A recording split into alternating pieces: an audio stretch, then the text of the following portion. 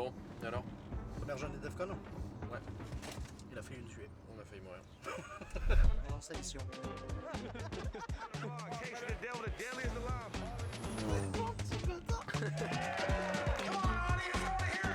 Bienvenue à la Black Hat.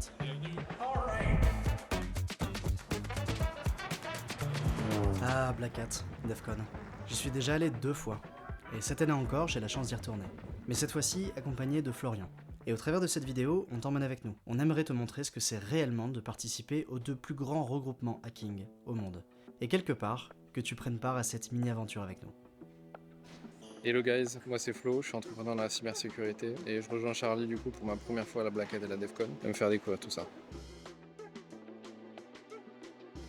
Concernant Charlie, vous le connaissez certainement pour le projet Exegol, c'est un ancien de Capgemini, il a dirigé la service line Pentest chez eux. Vous avez pu aussi l'apercevoir dans des conventions cyber, notamment par les nombreux talks qu'il a pu animer. Et nous en fait on s'est rencontrés pour le podcast. Au moment où on s'est rencontrés pour le podcast, on a commencé à discuter de Vegas en se disant tous les deux qu'on avait envie d'y aller. Lui avait déjà ses billets et puis je me suis dit tant qu'à faire, autant y aller ensemble. Ça a bien connecté entre nous et puis du coup, nous voilà. Bon, après une bonne petite nuit de sommeil, maintenant on n'attend plus que Florian nous rejoigne sur place à Las Vegas, en espérant que son allée se passe bien. Alors il y a un truc que j'avais pas précisé, certains me connaissent comme étant un fan d'automobile, en effet j'aime beaucoup. Alors vous verrez pas forcément le lien avec la cyber, mais moi j'en vois un. Florian est un sosie absolu de GMK, et donc chaque minute passée à côté de Florian me fait dire que je reste quand même assez proche d'un domaine que j'aime beaucoup, ça me plaît, voilà. Hello, pourquoi on est là? Putain, c'est une bonne question, ça m'est déjà avant de voir pourquoi on est là. C'est intéressant de savoir comment tu m'as rejoint déjà. Apparemment t'as eu quelques emmerdes. Écoute, un long périple de 15h, 20h, je sais pas compter.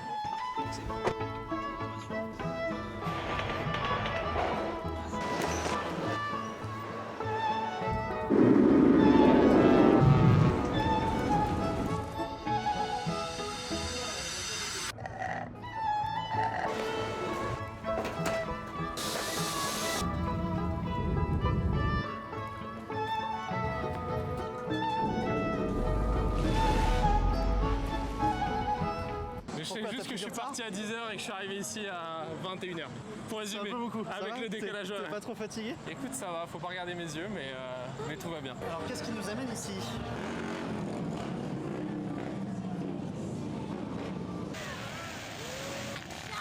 Ah, le Las Vegas Boulevard, ou plus communément appelé le Strip. Il y a trop de trucs, trop de lumière, trop de gens, trop de bruit, et on s'entend pas. Alors je te le fais en voix off. Cette année, j'avais déjà prévu de venir pour Defcon. Et quelques mois avant d'y aller, on s'est rencontrés avec Florian pour un podcast à lui. Moi j'y étais déjà allé, lui non, mais il avait atteint un certain palier de chiffre d'affaires qu'il s'était fixé, alors il a débloqué ce gros rêve d'aller voir à quoi ça ressemble réellement. J'ai décidé de reprendre les vidéos sous un nouveau format, mais de respecter l'esprit initial, celui de t'emmener avec nous au travers de ce vlog. Que tu puisses vivre l'expérience aussi, tout en te partageant un peu notre retour, celui du point de vue de 2 entrepreneurs français. Alors bienvenue à toi à Vegas, c'est parti pour quelques jours à 2000%.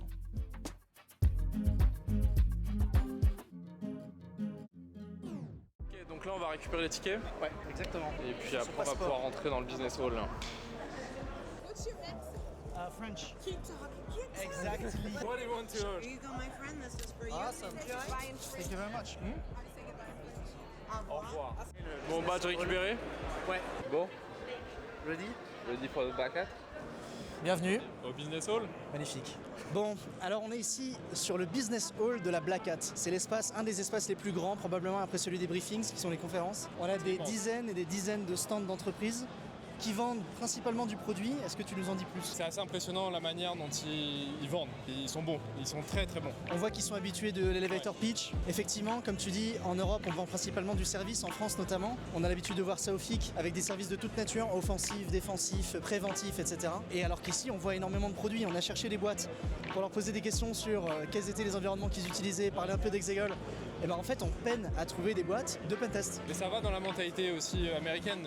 On est là pour scale, on est là pour faire du cash et avec du service, on n'en fait pas tant que ça quoi. On croise des Français, c'est incroyable. Yes, we are. Eh ben, enjoy Black Hat alors. Merci vous aussi. What time is it again for the champagne? It's half 12. Magic show of the day, gentlemen. Want to see? Marvelous. Magic show. Magic show. Alors là, vous avez vu comment des sales ont hijack les 2 personnes de la vidéo. Donc voilà, on voit des très bons sales quoi. No, thank you, sir. Thank you very much. Sylvain Hagery. Également connu sous le pseudo Navlis, c'est le créateur et maintenant CEO d'Epios, une des meilleures solutions d'OSINT en matière de recherche d'infos sur les personnes, au travers de leur numéro de téléphone ou adresse email notamment. C'est également le vice-président et cofondateur d'OSINT.fr, probablement la plus grosse communauté francophone d'OSINT. C'est un excellent pote, il m'a toujours été de bons conseils, et je pense qu'il vaut bien sa voix off. On s'est revus à la Black Hat cette année, alors comme toujours, on a échangé sur nos projets respectifs, mais là en plus il nous a invités à une pool party privée qu'il sponsorisait, si ça c'est pas la classe. On a pas mal traîné ensemble sur ce séjour, alors allez vous intéresser à ce qu'il fait, c'est un mec en or, et plutôt belge, on va pas se mentir. Oh yeah!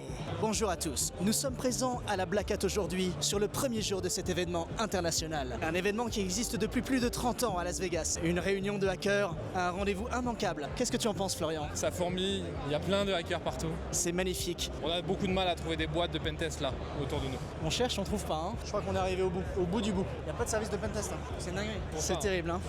On va poser une seule des mêmes questions qui est... What do you do? What do you sell? Okay, we sell premium pen testing. Yeah. So we provide services to fintech, to pharmaceutical companies, mainly based in LATAM first of all, and now into the US as well. Is it a network or of freelance pen testers? We do have some that are full-time employees as well, but the majority of them are in our network of hackers that work with us as well. So. All right, got it. Thank you very much. No worries. De retour avec notre envoyé spécial, Navlis. Tu penses qu'ils nous emmènent en moonwalk jusqu'à la DEFCON là? Ouais. En 4 jours. Mais là, ça force quand même beaucoup hein, sur les mollets, c'est merveilleux. Qu'est-ce qu'on va faire là aujourd'hui? 14h30, il est temps de manger. Il est clairement le temps de manger là, on a faim. Hamburger, shakes and fries. En gros, c'est un truc faible en calories, en sucre, en glucides. C'est complètement ici. Ah oui. 5 Whoppers and 5 more Whoppers. Alors, au milieu du business hall, il y a un espace qu'on appelle l'Arsenal. On a des gens qui viennent faire des présentations techniques ici pendant 45 minutes sur ce genre de stand à la sauvette. Alors là, on est à une présentation Arsenal. Tu comprends quelque chose, toi? De toute façon, dès que ça publie sur GitLab plutôt que sur GitHub, c'est que c'est du sérieux. Là, ça parle de CMail, des libres qu'on n'a jamais entendu parler. Je comprends rien. Dapper, Identifying Software Package and Uncovering Implicit Dependencies. C'est même le titre, j'ai pas compris. Toi, tu as déjà fait cet exercice de présenter ton tools en Arsenal Black Hat. Ouais. Je crois que tu l'as fait 3 fois. Je pense que le challenge principal, ça doit être le son. J'ai l'impression que tout le monde est en train de parler en même temps. Alors, en fait, c'est le bordel. C'est-à-dire qu'en fait, ici, tu es au marché des fruits et légumes, en fait. Ouais. Il y a un truc qui est vraiment dur dans cet exercice, c'est qu'il est vraiment différent d'une conférence, dans le sens où la conférence, elle démarre à une heure donnée, que les gens rentrent, s'assoient, regardent, écoutent. Ici, tout le monde va et vient. Il y a des heures, mais le programme, il n'est pas comme ça affiché en grand partout. Ouais. Du coup, toi, quand tu fais ta présentation, si ta présentation, elle accroche pas, bah t'as personne. On le voit, hein. Il y a des présentations, par exemple LLM, où là, il y a 50 personnes qui sont autour. Et le monde attire le monde aussi. Et donc, s'il y a personne chez toi, et que toi, t'attends qu'il y ait des gens qui viennent pour présenter, il y a personne qui vient. Ouais, ok. Et donc, par exemple, la première comme un fois qu'on l'a resto, faite à Londres, faut mettre les gens en terrasse. Bah, tu vois, la première fois qu'on l'a faite à Londres avec Mathieu, on était deux au départ et il y a personne. Bah, normal. Et ben, on s'est mis à parler tout seul. Le truc dure 45 minutes, je crois, un truc comme ça. Et donc, effectivement, tu as un travail de venir, d'intéresser les gens qui vont rester te voir longtemps, de les garder si ils ont envie d'apprendre des trucs un peu exclus ou quoi. Et tu as un vrai sujet aussi sur tu as un mec qui est en train de passer, toi, tu as envie de l'intéresser, quoi. Tu as envie de lui montrer ce que tu fais. Et donc, oui, il y a un vrai sujet sur le design de ta présentation. Et est-ce que c'est comme au marché, il faut crier un peu plus fort que les autres? Toi, tu essaies juste de dire ton poisson est plus frais que les autres. Qui veut mon poisson? Écoutez, je pense pas qu'il y ait de bons ou mauvais produits aux Int. Si je devais vous raconter l'histoire de Epios, je dirais que c'est avant tout des rencontres. Des personnes qui m'ont tendu la main à un moment où je ne pouvais pas, où j'étais seul chez moi. Parce que quand on a le goût de la chose, quand on a le goût de l'osite bien fait, tu vois, et bien en fait, on rocks la planète et on poutre tout. Non, en vrai, c'est super, je suis super heureux de vous voir à la Black Hat, les gars. Vous êtes le futur. Dites-vous que vous êtes le futur de la cybersécurité française, que c'est Gugus là. Ça reste quand même le futur de la cybersécurité française. Les gars, je comprends toujours pas pourquoi Exegol c'est meilleur que Kali Linux. Va falloir me raconter, les gars. Eh bien, tous les problèmes qui sont générés par l'utilisation quotidienne de Kali Linux et de Parrot, on les règle. Est-ce que tu penses que les pentesters, vraiment, ils utilisent Kali? Les pentesters, alors c'est une excellente question. Pour être plus sérieux 2 minutes, il y en a beaucoup qui, en ressentant pas mal de frustration sur Kali, partent de Kali et font leur propre truc dans leur coin. Ok, c'est quoi le struggle point de Kali en fait? Pourquoi les personnes se barrent de Kali? Il suffit de faire un apt upgrade une fois pour connaître la réponse, tout pète, ou alors d'essayer de le faire tourner dans une VM et d'un beau matin la lancer, et au bout de 5 minutes de se rendre compte que la machine se lance pas, pour des raisons absolument inconnues. Ok, et est-ce que sur Exegol je peux avoir ma version craquée de Burp Suite et de Ida? Absolument. On est des hackers au final, donc à un moment... Plutôt que utiliser Burp Suite, t'as pas d'autres choses à recommander? Comme Kaido par exemple? Kaido est une excellente alternative à Burp Suite. En effet, ça n'est pas fait en Java. Don't forget, don't miss out. Running out of stock, okay?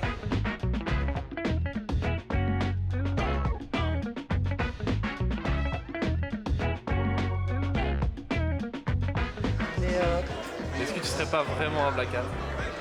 Je suis un Black Hat. C'est Il y a de tout, vraiment de tout. tout venant. Tout venant. Petit cadeau? Oui, c'est le baklava. Bon, je crois qu'on a un peu abusé. Hein. Bon, rien du tout, c'est pour des cadeaux d'entreprise. Ça va. Il y a quand même un truc qu'on remarque dans tous ces stands qui vendent des produits. Il y a quand même un sous-jacent commun à de nombreuses d'entre elles. Qu'est-ce que c'est? AI, hein. Cette année on est à fond dedans. On nous a fait un petit discours aussi blockchain à un moment. Il y a les deux buzzwords. AI à fond. Si vous allez dans la partie startup, chaque startup a au moins AI ou agentic dans son pitch. On sent d'ailleurs que dans les boîtes qu'on était en train de rencontrer, c'était une de leurs problématiques de se dire si on n'arrive pas à intégrer l'IA dans nos services, dans notre produit, on va louper un truc. Et c'est ce que nous a dit une des boîtes avec laquelle on échangeait. Il y a même un quartier complet qui est réservé à l'IA, un lounge réservé à l'IA, un spot de rencontre réservé à l'IA. Globalement, il y a un coin dans lequel il n'y a pas un kakémono ou une bannière sur laquelle c'est pas écrit IA. Donc on sent quand même que c'est important. Bon alors cette première journée Charlie. Magnifique. Écoute, c'était très bien. C'est marrant parce que on fait quand même le tour de la Black Hat, on n'a rien demandé à personne. Je sors du talk de James Kettle et qui on voit au Meetup Lounge? James Kettle. C'est quand même marrant. Juste à côté du stand pour faire des Lego, enfin, c'est quand même merveilleux. je sais même pas quoi faire, hein. Je fais un truc au pif. Allez, bon, et toi, cette première journée dans le Business Hall? Écoute, très intéressant. Ça met en perspective pas mal de choses pour moi pour le business. Ah ouais? Businessment pardon. Ça remet en question certains trucs? Et que c'est des moments où ça se passe à... Le mot n'est pas bien choisi, mais ça t'éclaire. Dans le sens où parfois tu as des doutes dans ce que tu veux faire, dans les décisions que tu veux faire. Est-ce que tu vas all-in sur ces trucs-là ou pas ces trucs-là? Et en France, on n'a pas forcément beaucoup de rôle modèle. Ouais. C'est-à-dire que quand tu dois prendre des décisions, non, c'est vrai, il y en a peu. Tu dois te dire est-ce que tu as des gens qui ont déjà fait la même chose et tu peux aller all-in dessus? Ça manque un peu. Alors que là, il y a quand même un benchmark assez rapide de tout ce qui peut exister dans la cyber. Alors ça reste très américain.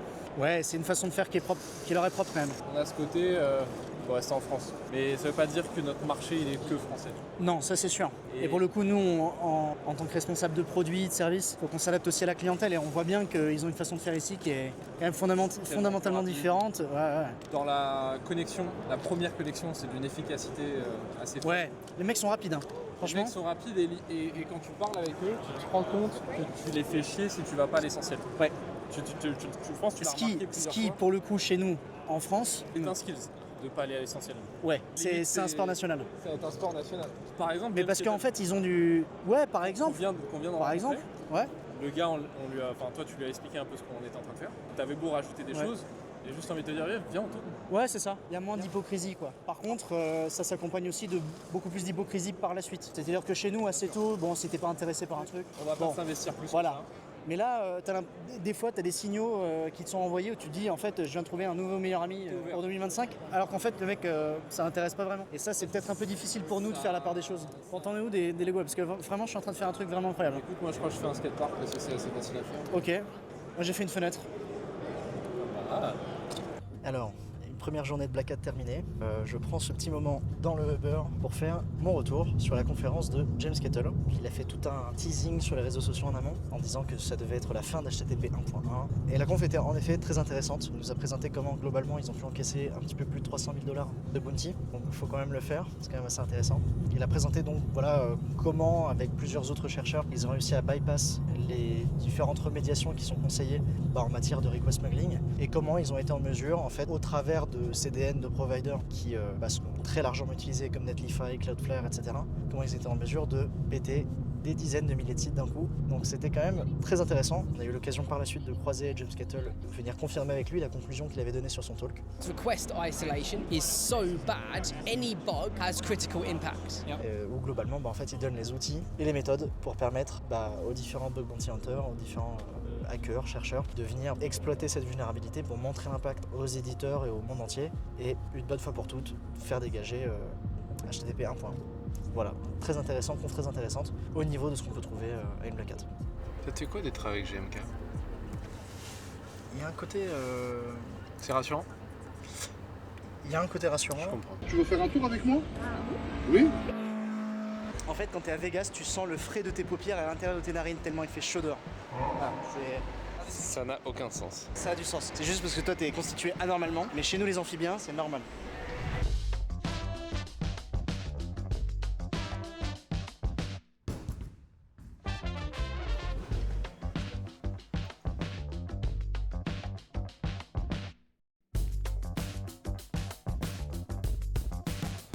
Bon les gars, Deuxième jour de la Black Hat. Alors là, on se dirige vers la Black Hat, récupérer le badge de la DEFCON. Une fois que ça c'est fait, on continue de faire un tour de la Black Hat et probablement direction DEFCON pour récupérer ton badge DEFCON. Yes. Moment très important, hein. Quand on va dans un pays étranger, il faut absolument s'adapter à la culture. Apparemment, il y a un truc qu'ils aiment bien, c'est ces trucs. Ah, ces espèces de gâteaux de riz, marshmallow, je sais pas ce que c'est. Faut s'adapter, faut tester des choses, les amis. Alors, ton feedback? C'est pas très bon.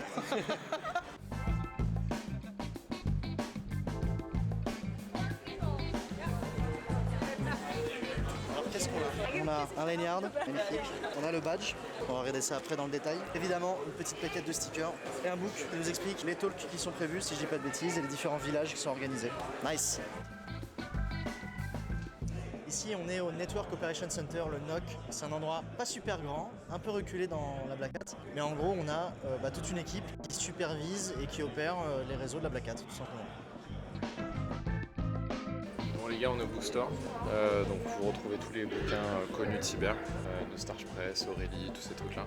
Il y a pas mal de choix, il y a même des bouquins business. C'est assez étonnant pour une convention cyber d'avoir des bouquins business. Donc il y a un peu de tout, c'est intéressant. Bon, allez, assez joué. Je pense qu'il est temps de remporter quelques prix intéressants. Bon Charlie, on fait quoi là? Une course de voiture, on est venu à la Black Hat pour ça, donc à un moment...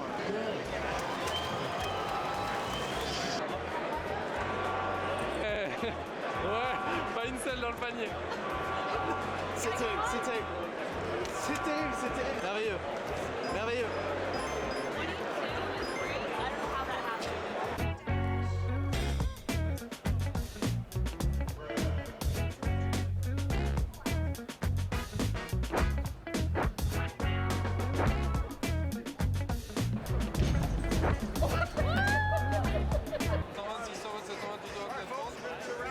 Apparemment, la défaite cuisante que tu as eue sur la dernière loterie là, t'a laissé amer. Je ne dirai rien. Voilà, donc tu as voulu en retenter une deuxième, mais Je vais tous les faire, tous les jeux.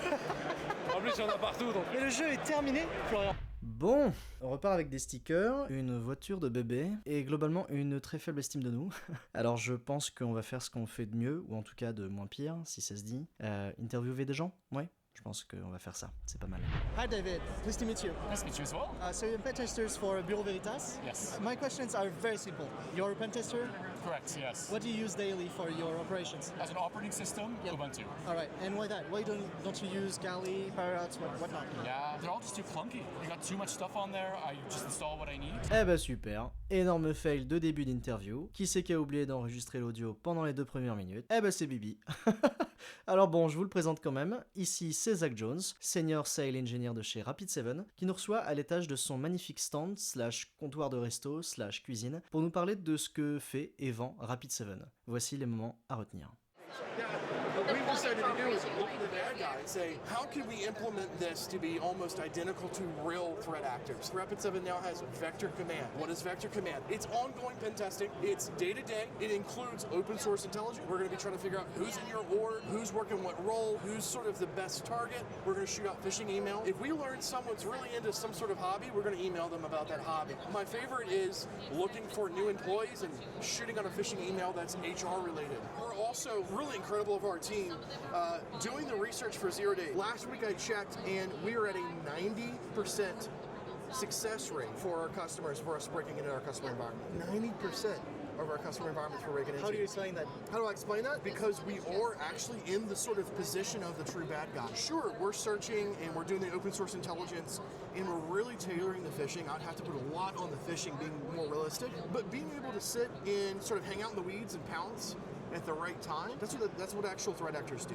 It leans much closer to red teaming than it does something like pen testing. All right. And the ongoing nature of it takes it to the next level. Awesome. Thank you very much, Zach. Awesome, thank you. Hello Ahmed, est-ce que tu pourrais nous présenter Kevlar? Bien sûr, alors ce qu'on fait chez Kevlar, c'est de l'IA au service des équipes opérationnelles de sécurité, avec une promesse assez simple, c'est de permettre au SOC de drastiquement augmenter leur efficacité, mais tout ça de façon absolument autonome. Donc on a des agents d'IA qui vont investiguer tout type d'alerte sans intervention humaine, sans besoin de playbook. Et donc ça permet aux équipes de passer du temps sur des tâches plus intéressantes que des tâches d'investigation typiquement. On a eu la chance d'être incubé par Meta. On est passé par plusieurs programmes d'incubation, Station F, Plateforme 58 également, Microsoft aussi. Donc ça nous a un petit peu catapulté initialement. Et aujourd'hui, on a la chance d'être déployé chez des clients du CAC 40, des équivalents dans d'autres pays, en Suède, en Allemagne. Et on travaille aussi avec les MSSP, parmi lesquels les plus grands en Europe, les plus grands au monde. Hello Jérôme, donc vous êtes là avec Symbiotic. Qu'est-ce que vous faites à la Black Hat? Écoute, Symbiotic, nous on fait de la sécurisation du code pour les boîtes qui utilisent beaucoup d'agentic pour leur développement, soit des agents autonomes, soit beaucoup de copilotes pour générer du code. Et on sécurise toute la chaîne de je prompt à l'AI, il faut qu'elle sorte du code correct et compliant, jusqu'à je vérifie l'output et je train le développeur pour qu'il soit capable de juger de ce que fait l'AI. Il y a deux parties, il y a vraiment un agent autonome où le CISO ou la personne AppSec va pouvoir discuter avec notre AI pour lui dire voilà mes politiques de sécurité. Et il y a une partie qui est dans l'IDE, qui est un agent dans l'IDE et qui va vérifier l'output et faire le training directement dans l'IDE. Qu'est-ce que ça vous apporte de venir à la Black Hat en tant que boîte française? Nous, notre premier marché, c'est plutôt le marché américain. L'adoption des workflows hyper agentiques pour le développement, c'est avant tout sur des boîtes américaines. On a un développement commercial en France, mais c'est vrai qu'on met beaucoup l'accent aux US, donc la Black Hat, c'est destination classique. US first, du coup, pour votre développement? Commercialement, ouais. Okay. T'as apporté une précision intéressante, c'est qu'on avait fait le comparo entre le FIC et la Black Hat, comme quoi il y avait plutôt du service au FIC et ici il y a beaucoup plus de produits. Et tu m'expliquais un truc assez intéressant sur ce sujet-là. Les boîtes de service, notamment au FIC, sont quand même beaucoup portées aussi par un acte de revente et de service autour de la revente. C'est pas trop la culture américaine. La plupart des boîtes américaines vendent en direct aux clients. Il y a quelques gros resellers, mais c'est pas culturellement la même chose qu'en France ou en Europe. Et du coup, c'est pour ça qu'il y a beaucoup plus de vendors directs plutôt que de gros boîtes de service. Rapidement, en fait, Nocan, on fait une technologie de fishback. En fait, on permet à nos clients de récupérer les credentials qui ont été volés par les attaquants en piégeant les attaquants. On monte des pièges de manière à les attirer et leur permettre de récupérer les logins mot de passe et puis les désactiver et désactiver l'avantage que les attaquants ont pris en réussissant à les voler. Alors, vous êtes une boîte française? Ouais. Vous êtes ici à la Black Hat, Las Vegas. Pourquoi? En fait, on a commencé il y a un an et demi en France, ça a super bien pris. On est allé très très vite. Et donc là, l'opportunité, c'est maintenant de continuer de s'étendre sur le marché américain. Notre enjeu, c'est vraiment de nous développer, de nous installer sur le marché américain et nous développer à partir de la fin de l'année. Est-ce que vous avez pu participer au FIC déjà? Ouais. En France, on a déjà fait le FIC, les assises. Et comment est-ce que tu comparerais la Black Hat et le FIC en termes de retour sur investissement, disons, en tant qu'exposant? Assez égal, je dirais, entre les deux. Ici, c'est très marketing. C'est un peu la course aux goodies. On rentre dans un autre monde d'un point de vue marketing, image. Mais au final, on a des échanges aussi intéressants avec les gens. Il y a beaucoup de population qui est assez technique. C'est assez cool. La discussion, elle se fait naturellement. Le FIC est pas très business. Ici non plus, c'est pas non plus ultra business, mais même si on trouve des opportunités quand même. Ok, super. Merci beaucoup. Super, merci. And you, what do you have to say about Black Hat? À manger un bout, ça fait du bien. Ouais. Bon, qu'est-ce que t'as pensé de cette deuxième et dernière journée Black Hat? Marrant la dernière interaction. Ah putain. Ah, j'en fous partout. Marrant la dernière interaction.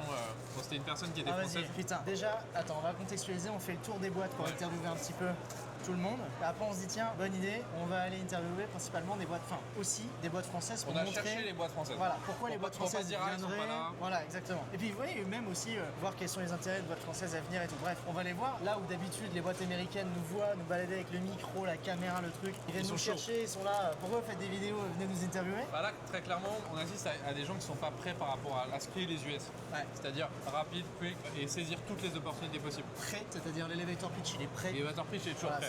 Aux US, l'elevator pitch, c'est le petit pitch d'une vingtaine de secondes qui permet de comprendre rapidement ce que tu fais. Et tu es censé sell. La personne, elle a envie d'acheter ton produit, ton service, peu importe ce que c'est. Au moins, elle est dans la porte et tu auras ton meeting plus tard. Exactement. Mais l'idée, c'est de dire, ah ouais, tu fais un truc cool, là je suis pas dispo là, mais je te rappelle la semaine prochaine. Exactement. Donc on a fait quelques boîtes françaises où ils l'ont. Les mecs sont forts. Ils ont compris. Franchement, ouais. On a fait une là juste avant. On va pas la nommer. Non, on va pas nommer, mais ils sont pas prêts et c'est dommage. Et tu vois que tous les autres étaient prêts, mais là c'est l'archétype du français. On arrive sur le stand, les mecs nous répondent à moitié, on creuse un peu, je parle avec le collègue français, et là une tête de 10 pieds de long. Tu dis, mais excuse-moi si on vient de faire chier en fait. On a envie de mettre en avant aussi quelques boîtes et tout. Ah ouais, mais repasser dans une demi-heure. On leur dit, attendez, c'est pour un speech de 20 secondes, 30 secondes, max, il faut que je prépare. Déjà, quand t'as une personne qui ne te vend pas le truc, qui saisit pas l'opportunité, c'est une erreur, enfin c'est une faute professionnelle, sans déconner. Mais nous, ça nous apprend un truc pour nos boîtes, c'est qu'on peut paraître comme ça. Ouais. Et c'est là où tu peux louper des opportunités. C'est ouf, hein. Bon, là, ça. La bouffe est bonne. Ça fait du bien de se poser. Ouais. Ça reste comme toute Ah, convention, c'est le bordel. c'est fatigant. Et les personnes qui doivent être sur les stands, franchement, respect parce que c'est un sport. Au-delà de ça, deuxième journée tout aussi sympa. Très sympa. Plus de recul sur la manière d'aborder ce genre d'événement. Moi honnêtement, je suis pas déçu. Mais je m'attendais à un effet encore un peu plus waouh que ce qu'on a là, même si c'est déjà très intéressant. Je pense qu'avec la DevCon, j'aurai un avis différent. Parce qu'il y a ce côté communautaire qu'on n'a pas ici, là c'est très business. Mais là-bas, tu feras ton avis même. Ça a son côté négatif aussi. Tu vois le truc. Bon. C'est victime de son succès, je pense. Voilà. Ça fait trop d'années que c'est là. Et il y a beaucoup de gens qui sont pas du tout dans le domaine, qui adorent ce domaine sans le connaître. Et du coup, qui déboulent à une convention comme ça, c'est le spectacle en fait. C'est le zoo en fait. Tu vas voir. Écoute, je verrai. C'est la réunion des bizarres. Très content de pouvoir avoir pu participer à la Black Hat. Ouais. Si je reviens à Vegas, je pense pas que je la refais. À part si je suis exposant. Idem. La seule différence, à la limite, c'est si j'ai un truc à vendre ou un truc à acheter. Parce que je trouverai une réponse. Soit un acheteur, soit un produit ou un service dont j'ai besoin. C'est peut-être un truc qu'il faudrait dire sur les stands. Il y a quand même beaucoup de sales. Mais tu as aussi des experts techniques qui sont là pour te faire des démos et ainsi de suite. C'est la beauté un peu de ces stands-là, c'est qu'ils sont là pour les deux types de clientèle. Des personnes techniques, d'autres experts techniques qui ont besoin d'avoir un peu une idée de comment peuvent répondre les gens de la boîte de manière informelle. Et aussi des sales pour des gens qui sont plutôt high level, qui sont là pour acheter en grosse quantité. Il y a eu un exemple de ça, mais c'était pas sur un stand. C'est quand on est allé chercher les tarifs dans la sales room en haut. Elle a voulu te qualifier direct. On est rentré dans une sales room où tu as le catalogue de tous les prix des stands, etc. Pour résumer, ça va de 16 000 $ à 500 000. Au départ, elle ne veut pas nous laisser rentrer. Elle nous dit est-ce que vous êtes un sponsor et un client ou est-ce que vous êtes intéressé? Moi, je lui dis bah ouais, j'ai ma boîte, je suis intéressé. Même si en réalité, c'est pas demain la veille que je vais avoir. On te le souhaite. Un stand. Ouais, bah bon. Je venais là pour récupérer de l'info, de la vidéo, de l'image intéressante et informer. Et je me dis pour rentrer, bon, un minimum de SEO, ça fait pas de mal. Oui, je suis très intéressé. Elle dit ok, je prends vos infos. Une fois qu'elle a pris mes infos, je continue à avancer. Elle me dit ah non, mais par contre, on va vous rappeler. Oui, non, mais surtout, elle vous dit clairement, ça c'est les prix pour les gens qui sont déjà sponsors. Donc c'est que pour du recurring, c'est pas pour les gens qui sont nouveaux. Donc je pense qu'elle va faire, c'est qu'elle va faire son background check pour savoir si t'es vraiment quelqu'un d'intéressant pour eux avant de pouvoir te rappeler. C'est la force des Américains, c'est qu'ils ont une vision business dans beaucoup de leurs interactions. Pareil, quand on faisait les petits jeux, les dribbles, ce genre de conneries, ils viennent toujours te scanner parce qu'ils ont un intérêt de que t'es peut-être un lead. Ils vont pas faire ça gratuitement. Jamais. On n'est pas là juste pour s'amuser.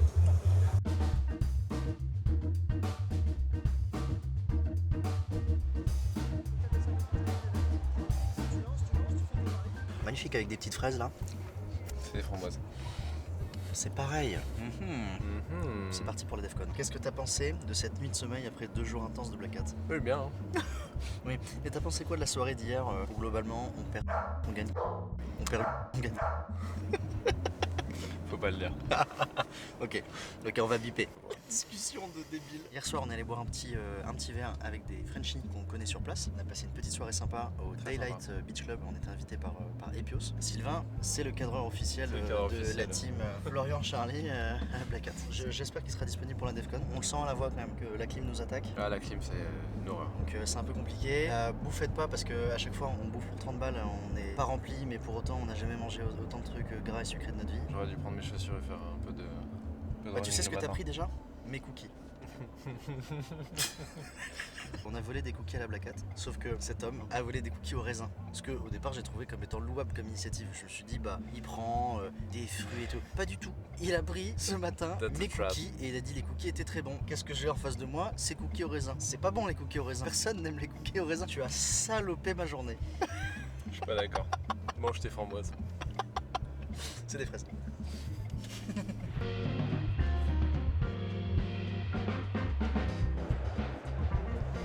Là, direction le merch. S'il est encore ouvert, vu que c'est le 2e jour, si ça se trouve il a été complètement vidé, auquel cas c'est fermé. Bienvenue au merch.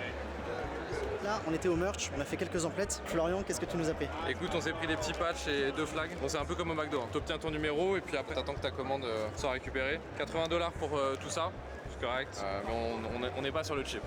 On est devant un truc qui s'appelle le Hacker Warehouse. Exactement. Le Hacker Warehouse, c'est un des shops, on va dire, de l'espace vendors. C'est là où il y a des boîtes qui viennent vendre des trucs et c'est pas le merch officiel de la DevCon. Le Hacker Warehouse, c'est vraiment le truc le plus gros de cet espace. On va avoir Hack5, on va avoir Red Team Tools, on va avoir des trucs un peu spécialisés. Et Hacker Warehouse, c'est une espèce de fourre-tout, une espèce de marché dans lequel on va retrouver des trucs IT, des trucs physiques, etc. Donc là, on le voit, il y a plein de trucs, quoi. T'as des HackerF, t'as des Proxmark. En tout cas, tout ce qui est assez connu, assez répandu, on va le retrouver ici et ça facilite l'approvisionnement, quoi. Où est-ce qu'on est? On est au Car Hacking Village. Il y a du CTF sur du Rivian. Pour ceux qui ne connaissent pas, c'est une marque américaine, pas concurrente de Tesla, mais dans le même créneau en tout cas, dans la voiture électrique. Exactement. Donc on a des modules d'infotainment sur lesquels il y a l'air d'avoir un challenge en cours. Ouais, effectivement, à côté d'une voiture, on va retrouver quelques stations sur lesquelles on va Station retrouver test, le même écran. Effectivement, tout ce qu'on va retrouver dans une Rivian, en fait, voilà, on a des personnes qui se posent dessus, qui vont essayer de les bypass, un peu comme on va retrouver à la Pontoon avec des mecs de Synactive qui vont côté des Tesla. Bien qu'ils le fassent en amont, là c'est pas préparé en amont. Rivian semble être partenaire du Car Hacking Village. Visiblement, il y a 2 véhicules sur place et donc les mecs se tirent la bourre sur ce genre de système. C'est très cool. Sympa. Ouais. Bon alors Flo, finalement ça fait chier, on a dû rentrer plus tôt. Ouais, j'ai trop bien. Putain, non, on déconne, on est à l'Aerospace Village. Alors, qu'est-ce qu'on a à l'Aerospace Village? Écoute, on n'a pas tout compris. C'est pas ma cam du tout. On a du satellite, de l'hélicoptère, Voilà, on a de l'avion, on a du spatial, intéressant. À savoir qu'il y a 2 ans de ça, j'avais découvert, quand je découvrais la DEF CON pour la première fois, dans ce village-là, il y avait un stand SpaceX. Où ils étaient déboulés, ils avaient déboulé avec les Space Suites, avec même un moteur. Alors Merlin, je crois que c'est un Merlin ou l'autre, je sais plus ce que c'est. Mais donc c'était assez impressionnant d'arriver sur ce stand, d'avoir des simus de vol, un moteur, d'avoir des suites. C'était assez fun. Bon, on vient d'arriver dans le AI Village. Yes. Je t'ai rien dit en amont parce que l'année dernière j'ai vu un village similaire. Je voulais pas dire ce que j'en avais pensé. On le découvre un peu en live. Alors déjà le premier truc qu'on peut dire, c'est quoi? Le budget, bon, c'est le truc le plus impressionnant, c'est qu'en fait par rapport aux autres villages où c'est des tables, il y a 2-3 trucs dessus, là c'est assez faux. Il y a de la lumière partout déjà pour commencer. Ouais, c'est très grand. C'est beaucoup moins sombre que tout le reste et aussi il y a des stands qui ont été travaillés. C'est beaucoup moins hacking stuff, des trucs vraiment hardware, etc. par rapport à tout ce qu'on vient de faire, mais il y a du taf. Alors moi j'avais le sentiment l'année dernière, je l'ai encore aujourd'hui, que c'est quand même un peu bullshit. Sur un village comme ça, le truc, il y a beaucoup de LED, delayed response, operational shutdown, c'est très des mots-clés, des trucs qui font peur. J'ai pas l'impression qu'on soit la target de ce village. J'ai l'impression que la target de ce village, c'est des décideurs en IT, c'est des mecs un peu business, à qui on essaie de dire l'IA, il faut absolument faut faire gaffe parce que operational shutdown, financial loss, on le sait ces trucs, tu vois. On voit que les initiateurs de ce village-là sont pas les mêmes que les autres villages. Là, j'ai pas l'impression que je suis à la DEF CON. J'ai l'impression que je suis à la Cité des Sciences de l'IA appliquée à l'offensif en fait, tu vois. J'ai l'impression que là, la DEF CON c'est un peu vendu. Pas au bon endroit, Tu regardes le Car Hacking Village, t'as des partenaires et tout, tu manipules, t'as des gens qui sont passionnés et tout. Là, je pense qu'il n'y a pas assez de recul. Je sais pas. Les mecs AI très bons hacking en plus, je pense qu'il n'y en a pas des milliards. L'année dernière, il y a eu un énorme investissement sur une partie CTF, mais énorme, hein, à plusieurs millions. Hein. Ouais. Où en gros, tu pouvais avoir un espèce de cash price. Je sais pas si c'est le cas cette année, ça m'étonnerait pas. Il y avait des gros partenaires à la Google et j'avais l'impression qu'ils essayaient de nous vendre quelque chose, pas de partager une passion, des questions, une curiosité. Le truc qu'on essaierait de chercher, c'est de voir s'il n'y a pas du deepfake, des choses comme ça. On va regarder. Bon, du coup, on avance. The stakes are high. Cost of failure, impact of success. Il y a beaucoup de mots-clés quand même, hein. Beaucoup de buzzwords pour pas grand-chose. Je suis pas un grand connaisseur de l'IA, je suis un utilisateur. Je crois beaucoup dans l'avenir de l'IA appliqué à certains trucs bien précis. Mais là, j'apprends rien. Moi, en tant que mec qui a envie de bidouiller, qui a envie de comprendre, qui a envie d'apprendre des trucs, pour l'instant, sur ce village, j'apprends pas grand-chose. Bon, on a eu la réponse d'une personne qui fait partie du staff. Ouais. Très clairement, tous les panneaux, c'est du storytelling. L'idée, c'est qu'on a un ensemble d'outils qui va être release en public source, en open source, qui fait partie d'une compétition qui a commencé il y a 2 ans, du coup, j'ai l'impression. En fait, c'est la 2e année. C'est la ce que j'ai pu 2e année. comprendre, le village qu'on a vu l'an dernier, c'était les semi-finales. Cette année, c'est les finales sur ce cash prize dont on parlait tout à l'heure, sur voilà, attirer, je pense, des talents. Après, on lui a demandé quel est le but de ce village. Pour moi, il a répondu en 2 mots, exhibition, storytelling. Storytelling. Voilà, exhibition, alors je sais pas si ça se traduit de l'anglais au français, exhibit, donc c'est vraiment montrer, show off. Et donc j'ai encore du mal à comprendre, très honnêtement, ce que ça vient foutre là. C'est aussi un moyen peut-être pour la DEF CON de s'ouvrir à un autre public. Oui, peut-être qui un ne public vient pas à la DEF plus CON junior. à la base. Pas forcément junior, mais différent. Alors on est où là Physical Security Village. On va montrer juste après, mais il y a des portes, des locks partout. Ouais. On a hâte de voir ça. Dommage qu'on n'ait pas les meilleurs avec nous. Hein, putain, dédicace, hein, Mr. Jack, Joker, je pense que vous vous plaignez bien ici, parce qu'il y a plein de portes, plein de mini-portes, plein de grandes portes, plein de mini-serrures, ça va être cool. I'm ready. Go. Ce que je peux te dire, c'est que tu n'y es pas du tout. C'est juste de voir où est le rond. C'est un petit peu plus en dessous. Oui, un peu. Non, t'as trop tourné.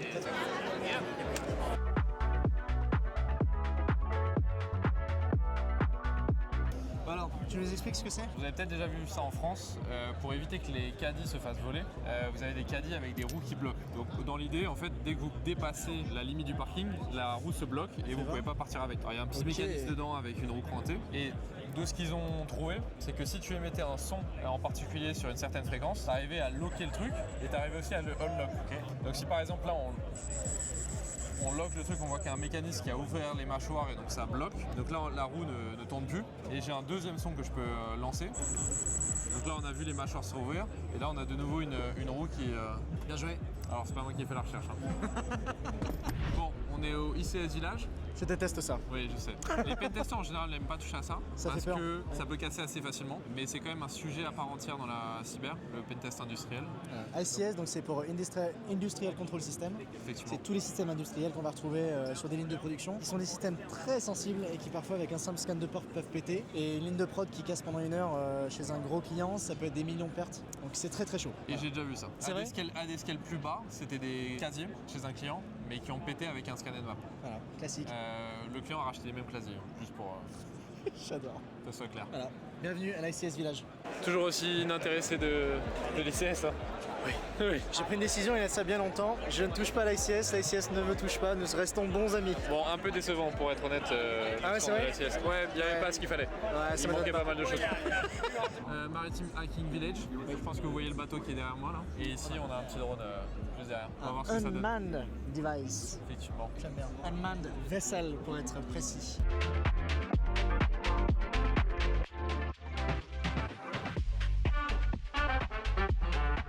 Alors là on est de nouveau avec Florian au Red Team Village. Alors Florian, vas-y décris un petit peu ce... Non, tu sais ce qu'on pourrait faire? Tu te mets derrière la tête, parce que t'as la même taille.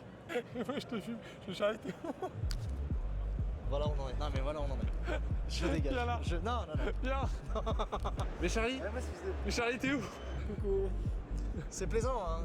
En plus je trouve ça rigolo parce qu'il rigole avec moi et pas de moi et ça. Bon Charlie, on est où là? Et ben ici on est au Badge Life. Je pense que c'est un espèce d'espace communautaire dans lequel on parle badge. En fait il y a un vrai truc avec les badges, surtout en Nord-Amérique. On est au Badge Museum. Donc là par exemple dans ces badges là, il y en a un qui me parle. Celui-là c'est le badge de la NorthSec 2022 ou 2023. Et donc c'est tous les badges électroniques qui peuvent par exemple présenter des challenges ou alors avoir des espaces de SAO qui est pour le Shitty Add-on, qui est un espèce de module que la communauté ou toi-même tu peux développer pour ajouter sur ton badge, pour avoir un peu de lumière ou pour avoir un truc qui complémente un peu artistiquement ton truc. Donc là par exemple si on cherche ici, un premier truc SAO qui est juste là sur ce badge. Là c'est les badges de l'an dernier. Il y a le badge Human pour les participants comme nous. Community, Vendor, par exemple, ça c'était le badge de l'année d'avant encore, qui a beaucoup déçu, mais qui était assez original puisqu'il présentait un espace pour laisser libre cours à la créativité des membres de la communauté. Voilà, assez intéressant. Donc ça, vous voyez, ces espèces de badges là, sont cool. Ouais. Je sais même pas ce que c'est une espèce de bête. Bon, ça fait 15 fois pendant la conf qu'on le voit tomber et s'éclater en 5 morceaux. Mais même sur la moquette. Hein. Oui, partout. Dès que le truc il tombe de plus de 5 cm, ça pète. Et même à l'accueil, à la registration, ils filent des Saflex pour venir les bloquer et les... T'imagines, t'as payé 500 balles. Hop. Je vous ai dit une bêtise. J'ai pensé par erreur que le badge qu'on nous avait donné à la DEFCON 33 était très simple et plus artistique qu'autre chose. Ça n'est que de retour en France que je suis tombé sur le write-up de l'équipe Green Corn Moon et que je me suis rendu compte du truc. En réalité, ce badge contenait un challenge très complet qui s'étalait sur les 3 jours de la DEFCON et qui commençait dès l'entrée face à l'écran géant du hall principal. En gros, ça consistait en 3 jours d'énigmes, 2 par jour, basés sur les phases de la lune et les filtres colorés du badge. Jour 1, on tombait sur le mot Fox et une rose magenta. Pourquoi pas. Jour 2, un son à 2600 Hz, en référence au freaking, ces anciens bidouillages téléphoniques des années 70, et un message en Choctaw, une langue amérindienne. Puis, jour 3, un dernier indice qui menait à un mot-clé ouvrant une boîte finale. L'équipe a gagné, mais malgré l'annonce officielle en cérémonie, ils n'ont pas reçu le Black Badge, un symbole ultime de DEFCON qui donne un accès gratuit à vie. Et ça a été une vraie déception pour eux. Mais au final, ils ont quand même vraiment bien bossé sur des épreuves hyper longues, originales et parfois très exotiques. Donc bien joué à eux. Florian, 28 ans. Hello guys, moi c'est Flo. Joue à un jeu dans sa chambre. Un jeu bien connu des jeunes de son âge. En effet, sur ce multiscan 400 PS de la marque Sony, il joue et passe ses nuits en solitaire. La particularité de mon père, c'est qu'il était très fan d'informatique et que pour qu'il puisse obtenir le dernier ordinateur, il était obligé de passer l'ancien à mon frère ou moi-même. Okay. Donc on a eu des ordis très tôt et ça doit en faire partie. Enfin, en tout cas la couleur, vous la reconnaissez pour ceux qui ont connu. Ce doux beige, blanc, cassé. Alors il y a un petit jeu à la DEFCON, ça s'appelle Spot the Fed, mais dites rien. Allez, donc une blague. Bon, pour finir l'explication de Spot the Fed, c'est quoi? Alors ouais, Spot the Fed, pour les mecs qui travaillent pour le FBI, CIA, tout ce que vous voulez. Pourquoi? Parce que dans les premières années de Black Hat et de la DEF CON, en fait au départ la communauté hacker, elle était pas comme on le voit aujourd'hui où les mecs ils voient un appareil photo, ils trouvent ça relativement normal. On est en train de se balader avec 2 caméras en selfie, enfin bon voilà quoi. La communauté elle a beaucoup changé. Surtout on avait vraiment des Black Hat à la DEF CON. Voilà, on avait une communauté en tout cas qui était beaucoup plus fermée, recluse, beaucoup moins pro, moins ouverte quoi, enfin moins transparente que ce qu'elle est aujourd'hui. Et c'était pas autant une industrie telle que celle aujourd'hui. Et donc Black Hat et DEF CON, en fait c'était au début vu comme un truc où tu disais mais en fait tu vas te faire spot par les Feds. Et donc du coup histoire de retourner un jeu, tu avais un peu un truc du style bah toi c'est clair que toi tu travailles pour les Feds, Spot the Fed, casse-toi. Et on en a eu un dans la line pour le merch, un gars derrière nous qui a dit à un gars qui était en ranger, pantalon un peu à militaire, are you sure about that? On va Spot the Fed, Spot the Fed. Après aujourd'hui c'est beaucoup plus accepté parce que tu vas retrouver des CISA, des NSA etc qui sont ici et c'est assumé. Ils travaillent ensemble parce que la culture aussi de cet événement a changé. Mais bon. Crypto Community Village, je vais te faire découvrir ça parce que c'est pas un truc que tu connais beaucoup, j'ai l'impression, la crypto. Et moi j'ai une boîte là-dedans donc non, ok, on va essayer. Alors, si je ne donne pas de signe de vie dans les prochaines 6 ou 12 heures, vous envoyez quelqu'un. Courez ici. Je vais te montrer quand même un wallet. Je suis curieux de te voir essayer. Une mnémonique, une seed, ce genre de choses. On va voir ça. Par contre, putain, je t'ai jamais dit, tu sais que je suis millionnaire. En fait, j'ai, je crois, 16 millions de Shikoku Inu. D'accord. Allez, au revoir. Non, mais quand ça va valoir $1. Stop. On a ici un truc qui s'appelle DEF CON Academy. En 2024, à l'EUREC, j'ai fait une conférence qui s'appelait Comment trouver sa place dans l'infosec. Bah, globalement, si on transformait cette conférence en un espace dédié à cette question, ce serait DEF CON Academy. Flo, ça fait 3/4 d'heure qu'on marche. Ça fait une demi-heure qu'on marche. J'en peux plus. Hein. Il y avait un panneau DEF CON Workshop, il n'y avait personne. Hein. On s'est dit viens on va voir. Je crois qu'on va changer de ville. Peut-être qu'on parle à ceux qui reviennent, parce que peut-être qu'il y a un truc à savoir quand même. Non mais là, non, on est déjà passé par là. J'ai déjà vu ce poteau. Alors, petit fun fact. On vient de vivre un truc intéressant. Ouais, c'est rigolo. On a croisé un groupe de 3 personnes qui avaient des badges. Presse. Ouais. C'est eux qui sont venus nous voir, parce qu'ils voyaient que tu avais ta caméra, ils voyaient qu'on avait les micros, etc. Et il y en a un qui nous dit comment vous avez fait rentrer cette caméra? On lui dit bah avec nous quoi, enfin rien de particulier. Comment ça se fait que vous avez le droit de filmer? En fait c'est après dans la discussion qu'on s'est rendu compte que c'était des mecs presse. Donc nous on avait badge, non bon, on n'a pas badge presse, rien du tout. Il y a une politique photo en bas qui décrit ce que tu peux faire, ce que tu peux pas faire. Globalement c'est dit qu'il faut faire attention à pas faire des close-up shots de gens. Dans les parties CTF t'as pas le droit de filmer. Voilà. Nous on fait attention à essayer de respecter au mieux ces règles là. Et eux ils ont demandé, ils ont fait le truc comme il fallait, ils ont demandé un badge presse et tout. Et on leur a dit ok mais vous rentrez sans caméra. Je pense qu'ils maîtrisent énormément en fait la com. Peut-être avec la presse institutionnelle ils veulent pas. Avec des mecs comme nous, ils s'en tapent. C'est drôle quand même. Hacker Mindset. Alors, Hacker Mindset. Quel chien mec. Je veux qu'on y aille. Oh, je veux pas. Charlie, c'est pour les enfants ici. Bah, ça me va très bien. Alright, alors on est où? Data Duplication Village. Dans l'idée, tu ramènes tes disques durs et ils vont te cloner de la donnée intéressante. Tu peux arriver avec plusieurs types de disques et ils vont donc te dupliquer de la donnée. Donc ils ont plein de matos pour enchaîner la duplication en parallèle sur plein de disques. On montrera les images. C'est assez impressionnant. Tu peux récupérer par exemple des Rainbow Tables, NTLM par exemple, des H-Table MD5 et tout. Tu peux récupérer des listes de clés pour déchiffrer du trafic GSM. Ouais. Tu peux il y a un truc récupérer intéressant aussi de VX Underground. Tu peux récupérer des samples de malware. C'est ça, en fait leur archive complète. Ouais, leur archive complète. C'est un truc qui est recherché. Si vous regardez un peu sur Twitter, il y a beaucoup de personnes qui cherchent ce genre de choses. Très intéressant également. Parmi les trucs un peu stylés qu'on a pu voir. Ouais, c'est cool quand même. C'est cool de voir autant de disques se faire dupliquer. Ouais, et puis la partie infra, toi elle t'intéresse, je pense qu'il va y avoir un billet qui va partir là. C'est possible.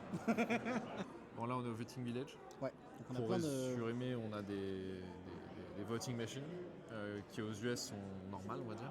Ouais, pas dans tous les états. Pas dans tous les états, mais ça se démocratise pas mal. C'est assez fou de se retrouver avec des véritables machines. Ouais, c'est rigolo. Je pense pas qu'en France on va les avoir d'ici tôt. Pas tout de suite. Pas tout de suite. Exactly. Alors, première journée de DEF CON. Bon, et alors? Première journée de DEF CON. Ouais. Il a failli me tuer. On a failli mourir. Alors, la façon dont on peut le résumer, c'est que c'est un forum, Discord. C'est un forum Discord. C'est random, toutes les personnes ne se ressemblent pas. C'est vraiment, je pense que c'est un benchmark de la communauté cyber. En fait, les gens vivent leur identité numérique, au sens identité numérique, hacker, leur avatar. Cyber, leur avatar, voilà, c'est ça. À la DEF CON. Ils l'incarnent en fait. C'est un lieu d'expression. T'as des gens en furie, t'as des gens avec un masque, un casque, t'as des gens avec des oreilles de chat, t'as des gens qui se baladent. Enfin, il y a de tout en fait. Il y a des gens je trouve qui sont plus dans ce qu'on appellerait la norme, des gens comme toi et moi, tu vois, qui ne se démarquent pas forcément comme ça. C'est la norme, ouais. Bon, la suite après la pub. Dernier jour de la DEFCON. Exactement. C'est court de jour.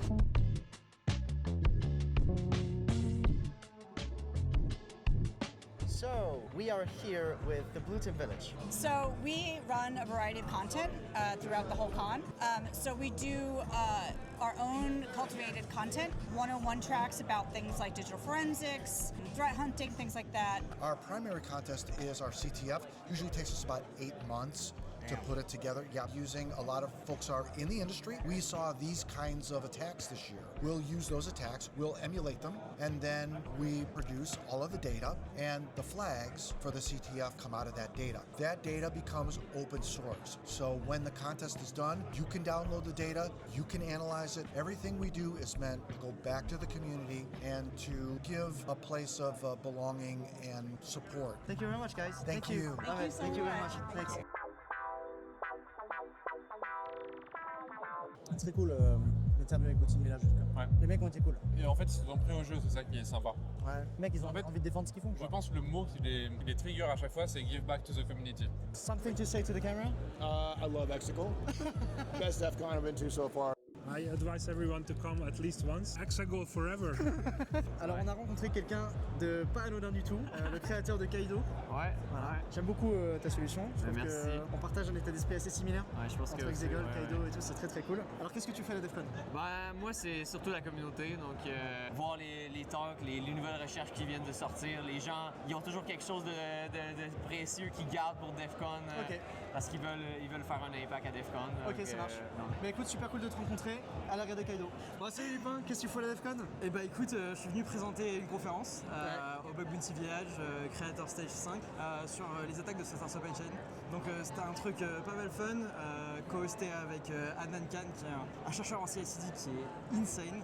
Et en gros, on a montré pas mal plusieurs typologies de recherche, genre vraiment comment bypass les bans sur les registries type NPM quand tu mets des packages malveillants, ou comment on a réussi à compromettre 36 millions d'installations par semaine sur NPM. Donc c'est des trucs pas mal fun, pas mal de grosses recherches. Et derrière, j'étais aussi invité par Google pour faire leur live hacking event, donc pas mal de belles choses. Bon, alors du coup aussi on est au Bug Bounty Village. Yes. Ouais, très cool. Bon, il y a beaucoup de monde dans le village. Ouais, il y a un talk en ce moment. Donc bon, on n'allait pas filmer là. Et en tout cas, très cool de voir le Bug Bounty, qui est un village un petit peu plus gros que l'an dernier. Nouveau, donc ça fait plaisir. C'est nouveau de l'an dernier. L'an dernier, ouais, exactement. On est au VetCon, donc c'est pour tous les vétérans de l'armée américaine. C'est un truc particulier aux US, vous le verrez je pense dans les films ou dans des vidéos, mais les vétérans sont très reconnus aux US. Ouais, très pas important du tout pour comme en France, l'armée. très important. Non mais même pour la communauté, c'est-à-dire que si on croise un vétéran aux US, en général on le félicite entre guillemets, on le thank for your services. C'est un truc à part et on voit qu'en fait dans la cyber, même au milieu de la DEFCON, on a un boost pour les vétérans. Alors on vient de passer par 3 villages, ouais. Blacks in Cyber, Ham Radio et Social Engineering Community Village. Exactement. Qu'est-ce que c'était Ham Radio? Alors Ham Radio, c'est tout ce qui est SDR, Software Different Radio, donc il y avait pas mal de choses associées à ça. De manière générale, on a vu beaucoup de gens avec des radios.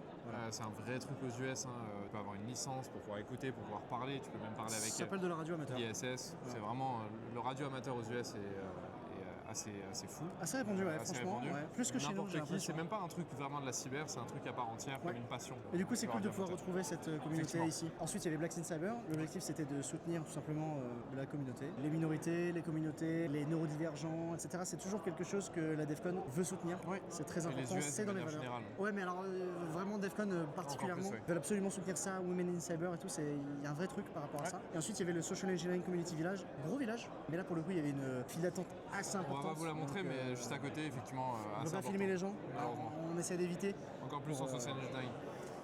Voilà. Et puis à la DEFCON, il y a aussi des gens qui ont un badge presse. Voilà. Et donc ils viennent faire des photos, des interviews. Bon alors Flo, on est à l'AI Village. Là, ça tient un peu plus ses promesses que ce qui est en bas. Ouais, tout à fait. Donc en bas, c'est plutôt le challenge et le résultat du challenge. Là, c'est vraiment un village. Là, c'est un village. Il y a des choses assez sympas sur les deepfakes, sur quelques démos. Il y a des choses intéressantes. Alors, moi, je suis un tout petit peu déçu parce qu'il me manque encore 2-3 petites choses, notamment des trucs un peu plus deep sur les transformers et sur des sujets de fond. Mais je pense que c'est un bon starting point. Bon, on est au Cloud Village. Un peu décevant, j'ai envie de dire. Il n'y a rien. Après, c'est du cloud. pas grand chose à présenter. En fait, le stand il est pas là. Le stand n'est pas là, Le village, stand est dans le nuage.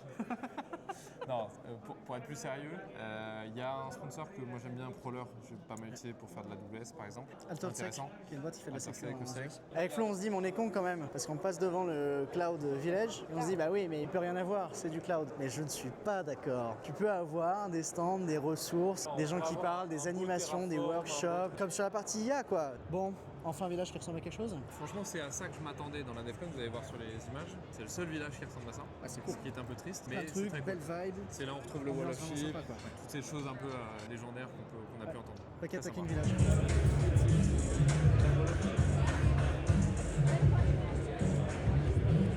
Bon, alors on a une exclue sur la partie Data Duplication Village. Ouais. On a discuté un petit peu avec Yoke et Night Owl qui sont en fait les responsables de ce village-là. Ils ont repris ce village il y a 9 ans. Ce village, il a fêté ses 10 ans l'année dernière. Et en fait, ce village, le Data Duplication Village, propose en fait aux passionnés qui viennent de partout d'ailleurs, de venir récupérer de la donnée intéressante sur un disque de 6, 8 Tera. Il y a 5 types de disques en tout, Ouais, exactement. de ce que j'ai compris. Ouais. Et donc le but, ça va être de dépliquer cette donnée sur tes disques à toi. Il y a 3 disques, en fait, 3 types de données qui sont de l'ordre du hash de mot de passe, rainbow table, Ouais. etc.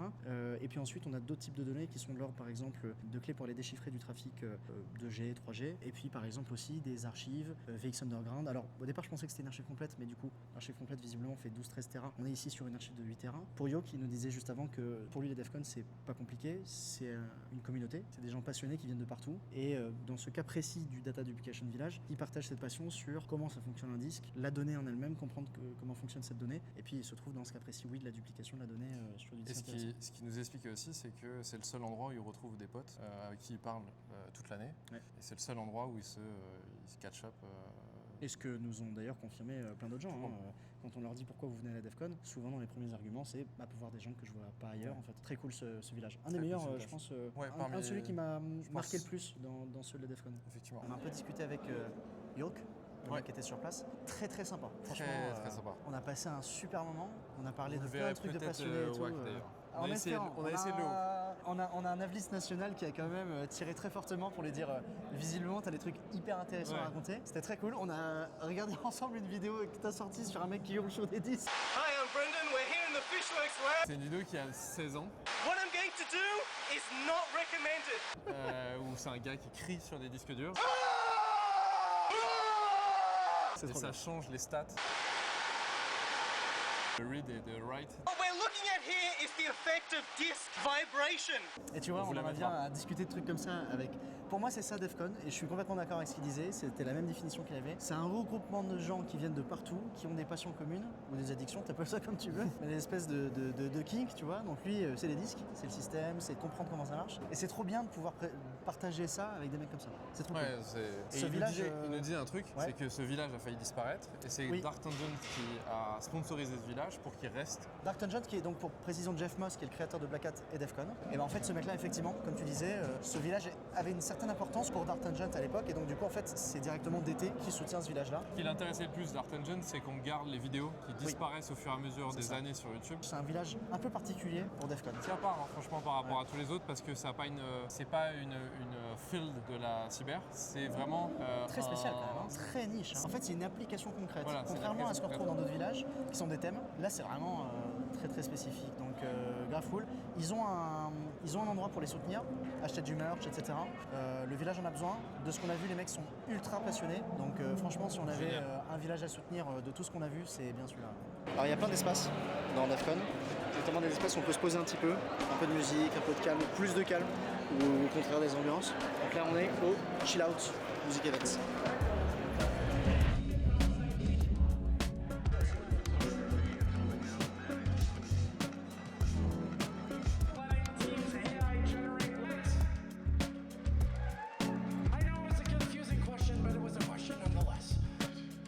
Merci en tout cas à vous deux de prendre le temps, c'est super cool. Je trouvais ça vachement intéressant de parler avec vous de la partie conférence, d'avoir ton avis là-dessus. Oui. Qu'est-ce que tu penses d'aller participer à des conférences? Qu'est-ce que tu penses des conférences de la DEF CON? Et ensuite parler avec toi Estelle sur la partie présenter une conférence, parce que vous avez animé une conférence cette année. Dans les motivations qui te poussent à aller participer à DEF CON, quelle est la part que représentent les conférences? Moi je suis un présentateur, donc je viens à DEF CON que quand je présente. Sinon je trouve ça trop gros, trop épuisant. Donc moi c'est le retour qu'on a sur notre recherche. À chaque fois on fait des conférences contacts, on rencontre des amis. On se fait comme soutenir par la communauté. Puis nous, on aligne notre recherche, on est de la validation. Que ce qu'on fait, c'est pertinent, puis c'est en train de changer la cybersécurité. Je m'adresse maintenant à Estelle. Moi, j'ai fait mes 18 premières années en France, dans le sud, à Versailles-en-Provence, si jamais. La meilleure région, je précise la meilleure région qui soit. Le soleil et tout ça. Donc j'ai fait mes études à Montréal. Pendant les licences de criminologie, j'ai trouvé ça nul. Ça arrive. J'ai trouvé ça nul, mais c'est parce que c'était des crimes physiques et c'est vu et c'est les mêmes depuis plusieurs centaines d'années. Donc c'était moins intéressant. Et donc j'ai couplé la criminologie et les maths pour aller dans le cybercrime. Bon, visiblement, la partie parler en public, toi, c'est quelque chose qui te fait pas peur. Ouais. T'aimes bien? Ouais, j'aime beaucoup. Vous l'avez fait, vous avez présenté un sujet cette année à DEF CON. Ouais, exactement. Alors, qu'est-ce que vous avez présenté dans les grandes lignes? Mais surtout, moi, ce qui m'intéresse, c'est pourquoi est-ce que vous faites cet exercice-là? Qu'est-ce que vous y retrouvez? Nous, on a présenté quelque chose, c'est une utilisation du LLM sur des artefacts du cybercrime. Quand un méchant va aller infecter un ordinateur, il va récupérer un fichier qui est plein d'informations et qui va aller vendre après. On utilise de la reconnaissance avec le LLM et comprendre comment la personne a été infectée. Ok, intéressant. Nous, on veut partager ça parce que les infections, c'est répandu et les bad guys utilisent des techniques qui sont tellement simples que c'est risible. Ah ouais? Donc en fait, on veut répandre ce knowledge-là pour prévenir les infections et faire en sorte que cette technique risible ne marche plus. Et qu'est-ce qui a été le plus dur, du coup, au milieu de tout ça? C'est de passer d'une conférence en français à présenter en anglais. Francophone de base, tu penses en français. Si je dois donner un conseil, c'est de lire et de regarder constamment des choses en anglais pour que toi, ta pensée soit de suite en anglais. En tout cas, merci beaucoup, Estelle, Olivier, c'est super cool. Bon, t'en as pensé quoi de cette DEF CON? Je sais pas, toi? Moi, j'en ai pas trop pensé grand chose. En fait, il y a un village qui m'a fait plaisir. Et je me suis dit, c'est ça que j'attendais de la DEF CON. Tu te rappelles de la scène de Mr. Robot où ils sont dans justement un truc un peu underground? Ouais. Et t'as tout le monde qui est en train de gueuler et lui il est en train de tout défoncer? Ouais. The game trusts whatever data you give it to recreate the board. I see them. Stay calm. I was just Thank you. Tu t'attendais à ce que ça soit ça? Moi, je m'attendais à qu'il y ait au moins une partie qui soit ça. Et en fait, c'est pas du tout ça. Non. Et cette partie-là, où tu as le Wall of Shape, m'a fait énormément plaisir. Oui. Il y avait l'ambiance que je cherchais, mais parce que j'avais mes propres attentes. En fait, pour résumer, c'est un peu comme le FIC pour moi. C'est un endroit où tu meets J'aurais tous les comparé gens. à le hack, moi. Ouais, mais pour moi, c'est le FIC parce que le hack, j'y suis moins allé que toi, en fait. Ok, d'accord. C'est là où je vais voir mes potes. Oui. C'est là où je retrouve des personnes que j'ai pas vues depuis longtemps, mais c'est d'autres personnes. Ok. La DEF CON a été pour moi un endroit où tu peux rencontrer facilement des gens que tu ne vois que sur internet pendant un certain nombre de temps. Normalement, c'est toute l'année. Ouais. Et tu les meets à cet endroit-là. Tu vois, de mon côté, DEF CON, c'est la 3e fois que j'y vais, ça confirme globalement ce que je pense. C'est un event dans lequel j'irai pas tout seul. J'irai pas pour l'unique raison d'aller à la DEF CON. Faut qu'il y ait une autre raison qui me pousse à y aller. C'est un prétexte pour moi. C'est une circonstance supplémentaire. Tu vois? Ok. Pour moi, la DEF CON, c'est vraiment rencontrer des personnes que t'as pas l'habitude de voir, des gens que t'as pas vus depuis un moment. Ce que j'ai envie de faire l'année prochaine, c'est d'aller à B-Side. J'en ai entendu tellement de bien. En tout cas, les gens nous présentent comme c'était la DEF CON d'avant. Moi, j'aimerais bien, j'ai pas connu la DEF CON d'avant. J'aimerais bien voir ce que c'est. Pour moi, la DEF CON d'aujourd'hui, c'est principalement 500 balles pour avoir un badge sympa et rencontrer des gens. Ouais. Les villages, Bof. les différents espaces et tout, ok, mais je peux faire sans. C'est un hub, en fait. C'est ça. La DEF CON et la Black Hat et Vegas de manière générale, c'est un hub, c'est un prétexte pour se retrouver au même endroit, c'est ça. Même période de l'année, et pouvoir discuter tous ensemble. En fait, tu vois, pour moi, c'est un Le Hack++. C'est-à-dire que Le Hack joue ce rôle en France. Pour aller plus loin sur la réflexion de ces events-là de manière générale, c'est que c'est un cycle. Quand on nous dit que B-Side était ce que la DEF CON était... J'appellerais pas ça un cycle, juste une progression. Et DEF CON ne reviendra jamais à ce qu'elle a été avant. Non, mais il y aura un outsider qui va devenir la DEF CON. Ça d'accord. Un cycle global du C'est un cycle marché des global events. de ce que sont les events et comment, comment ils naissent, comment ils grossissent et comment ils finissent. Bien sûr. Ouais, d'accord. C'était DEF CON. Fin de tournage. Hey, welcome to Vegas. Désolé.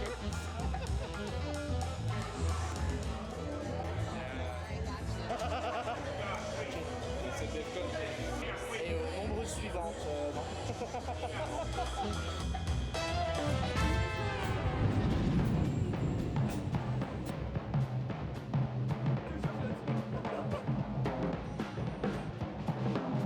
Décris-nous un peu ce que tu faisais à quatre pattes. Enfin...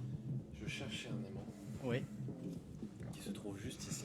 Ok, j'ai peur.